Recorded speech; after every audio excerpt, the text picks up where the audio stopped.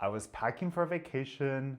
Well, actually, I was supposed to be packing, and then I made the mistake of opening up the comments one last time, and Martin found me in the kitchen.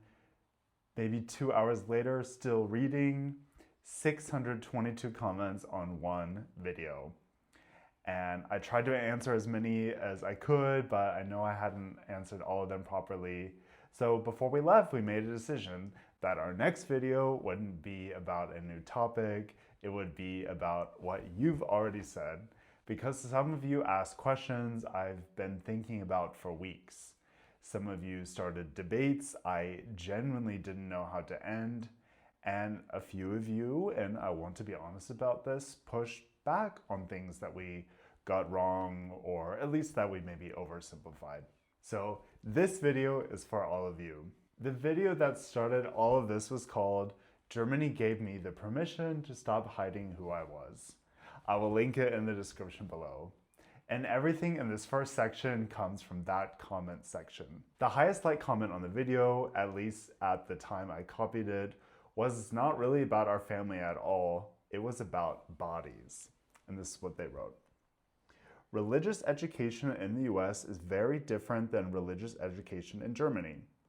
No one taught us that our bodies are something to hide. The big problem is that in the US, even children's bodies are sized. And yeah, I thought about that comment for a while because it names something I lived long before I could say it. Growing up in a faith community that meant well, genuinely meant, well, I learned very early that my body was something to manage. This was especially true of, with women, girls growing up. Your bodies are something to monitor, something that could become a problem before I even understood why. And I think that's why in the sauna in Germany, why that maybe shocked me at first, but quickly got used to it. It wasn't that everyone was naked. Nobody was making it to mean something. Nobody was performing anything. Nobody was scanning the room. Nobody seemed to be asking, is this okay? Am I okay? Someone judging me? It was just bodies existing quietly without comment, without anyone making it mean anything. And I think this is connected to the rolling down the hill moment for those of you who saw that video. The fear was the same from that hill, the one where I was afraid to roll down in case someone judged me. It was just showing up, but in a different room. This feeling of, oh, am I being watched? Am I being judged? Am I doing something wrong? And the answer, again and again in Germany, turned out to be no. Nobody was paying that much attention. Then someone in the comments answered the bigger philosophical question underneath all of this. This comment also stayed with me. They wrote, in the US, freedom means I can do whatever I want and I don't care how much or little other people are impacted. In Germany, freedom means I have the right not to be harassed by other people. My freedom ends where it impacts other people's freedom. And that is one of the clearest things anyone has ever written in our comment section. Because it names something I've been trying to describe on this channel for so long, and I could not say that clearly. Another commentator went one layer deeper and brought up Article 1 of the German Basic Law, where human dignity comes first. And that made me think about how different it feels when dignity is treated as a starting point. The argument was basically this. When a society starts with dignity, freedom feels different. It's less about doing whatever you want and more about living in a way that still leaves room for other people. I read that comment to Martin when I found it, and his response was just this very German shrug. So yeah, of course. And that is kind of the whole point. He did not know that it was unusual.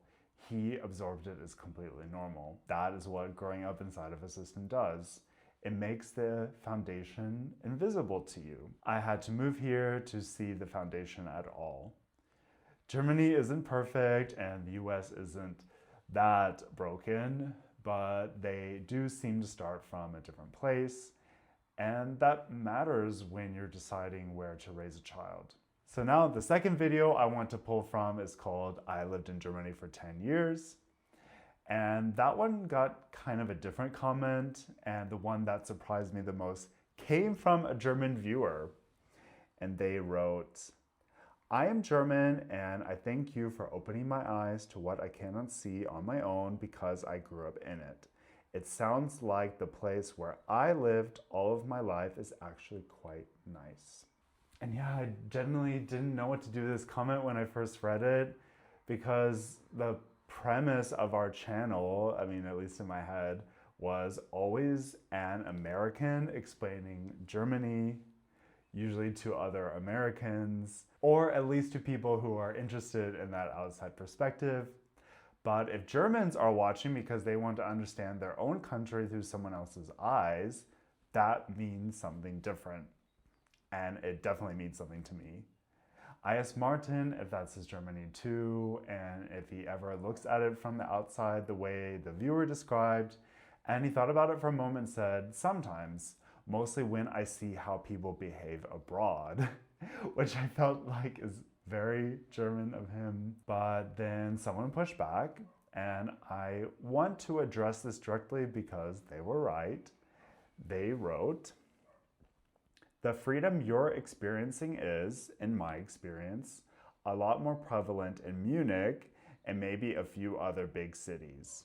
The rest of the towns and cities here are not good at minding their business. And yeah, I mean, that's correct. And, you know, everyone has a different experience, but several of you said the same thing from different directions. Someone from northern Germany said acceptance varies enormously by region. Someone referenced East Germany and they said 20 years ago they would have absolutely have had to hide who they were outside of a big city. And a German woman who moved to Bavaria, not from there, she said she actually felt more social pressure here than where she grew up. And I think the connection is fair, and like I believe everyone, and of course everyone can have their own experience. We have sometimes been presenting Bavaria as Germany, Munich as the default, and you know, like that's not fair. Martin knows this too. He grew up here, and he will be the first to tell you that Bavaria has its own particular pride, and sometimes that pride can tip into something much smaller and more closed off. So the correction stands. We owe you a more honest version of that going forward. I do try to preface my comparisons always saying that we live in Bavaria. You know, I haven't lived in other places of Germany. You know, a lot of the time when we say Germany, we are really talking about Munich, Bavaria, and this specific area. Munich has its own long, strange, complicated history with queerness. A Bavarian viewer actually pointed out that Ludwig II, Bavaria's own king 150 years ago, is often read as part of that history. Bavaria has been here before. So apparently we are running behind schedule. But seriously, the principles we talk about, the basic law, the social contract, Leben und Leben lassen, live and let live, those are national. What varies enormously is how consistently people actually live up to them. And that is a more honest version of what this channel should be saying. So I want to ask you this directly. Where do you think we get Germany wrong because we are seeing it through Munich? Leave that in the comments because that is exactly the kind of correction that makes this channel better. And then there was one comment I found unexpectedly comforting. A northern German viewer wrote in German, I'll translate as well. Ich habe ebenfalls große Probleme, Menschen aus Schwaben oder Bayern zu verstehen. Es ist also nicht unbedingt nur ein Problem für Einwanderer. So then translation, I said, I also have big problems understanding people from Swabia or Bavaria. It's not necessarily just a problem for immigrants. So multiple native Germans immediately agreed. Someone from Berlin, from Hamburg, a Swabian who even said they struggle with Bavarian. Everything we have talked about so far, freedom, dignity, bubbles belonging to it, it all gets very concrete very fast when you have a child, because once you have a child, your values stop just being ideas that you talk about. They become the atmosphere your child grows up in. and you do not always get to pause and think first. So the next comment came from someone who has been living something we are still figuring out. A German woman, 14 years in Texas, writing about her teenage son. They wrote, "One of the main life lessons I'm trying to impart my teenage son: don't live your life thinking people are watching and judging you. When we moved to the countryside, a new neighbor welcomed us and asked right away which church we're going to. And when we answered that we don't have a church, that conversation was over." Yeah, and that last sentence stayed with me. I mean, it's quite a shame that the conversation was over. That is a quiet version of what we chose to leave. Not a dramatic falling out, more like a door being politely, permanently closed. You answer honestly, and someone simply decides the conversation is finished. And you realize the price of honesty here is belonging. And I want to be honest, Germany has its own version of this. The form at the pediatrician that says mother, the paperwork that is clearly designed for a different family structure, the assumption that there is always one mother and one father somewhere in the background. The difference, at least in our experience here, is that nobody has made it weird. We just cross it out and write father two. We keep moving. And then there was this comment. I want to read it carefully. They wrote, "I think I needed this video. As a queer and trans German who grew up consuming mostly US American news and media, it's easy to get into your head a feeling of being hated everywhere you go. I always expect comments or jabs or people staring. Nothing ever happened. I chalked it up to luck, but maybe it's not as bad here as I thought." What hit me was that this came from someone who lives in Germany and is German, and they needed American on YouTube to remind them that their own country might be safer than the American media made it look. And honestly, that is one of the moments where I can remember why putting these conversations online can matter.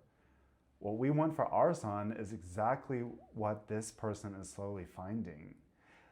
I do not need the world to celebrate him every day. I just want him to grow up somewhere where his existence is not constantly turned into a question he has to answer. That is the dream, really. A life where your family can just be your family. For me, that question of belonging always shows up when I talk about my faith. When it started getting a bit more reach and people were leaving comments, there were some I was not ready for. Someone wrote, "I was called to be a priest and I realized I was gay. The call was silenced and therapy was suggested." And I don't want to rush past that because the architecture of what this person is describing, having a priesthood calling and then learning that that calling has conditions you cannot meet, is something I recognize. My experience was a bit different, but I know what it feels like when the thing that is supposed to give you belonging also teaches you to hide. And then someone else wrote, "I feel like once you start deconstructing, it's hard to stop." And yes, I currently do not have a clean answer for where I am spiritually now. It's really easy to go down, rabbit holes on YouTube late at night. And I'm not going to perform one just because it would make my story neater. But what I can say is this: fatherhood gave me new rituals, tiny moments that do not feel like church exactly, but still feel like practice. And that is enough for now. And if that thread resonates with you, the faith video is linked below. The conversation there is worth reading. And if you've been through something similar, tell us. That comment section deserves more voices in it. Now, by the time you're watching this, we are either on vacation or just coming back from it, and we are almost certainly somewhere warm. I'm probably going to be drinking way too much coffee there. I'm probably also pretending that I will get a lot of sleep because, we still have a newborn. But before we left, we looked at this number, and this is how many people subscribed to our channel when we filmed this. 938 people who decided that two dads in Bavaria talking about identity and parental leave and bureaucratic paperwork and what it means to belong somewhere we're worth coming back for. We did not expect to find a community here, and we certainly did not expect this to be so thoughtful. The comments you left, the philosophical debates, the regional corrections, the personal stories you trusted us with, they did not just make us feel good, they made us better. The next video we make about Germany will be more honest because of the Bavaria conversation, and the next time we perhaps talk about faith, we'll go deeper because you showed us where the depth is. And yes, I'm going to say this number out loud. 62. We are 62 subscribers away from 1,000, or at least when we film this. And I'm not going to pretend that that number doesn't mean something. It does. The number matters to me less because of YouTube itself and more because it means people are choosing to stay in this conversation. So if you've been watching for a while and you have not subscribed yet, this is me asking. I'm asking because we want you in the room when these conversations continue. And we are going to have a lot more of them. If something in this video felt like a conversation you've been wanting to have, leave it in the comments. We read them, all of them, sometimes for 2 hours instead of packing. Thanks so much for watching. Give this video a like if you felt like it was worth your time. Subscribe so that you don't miss what comes next. And we will see you when we get back.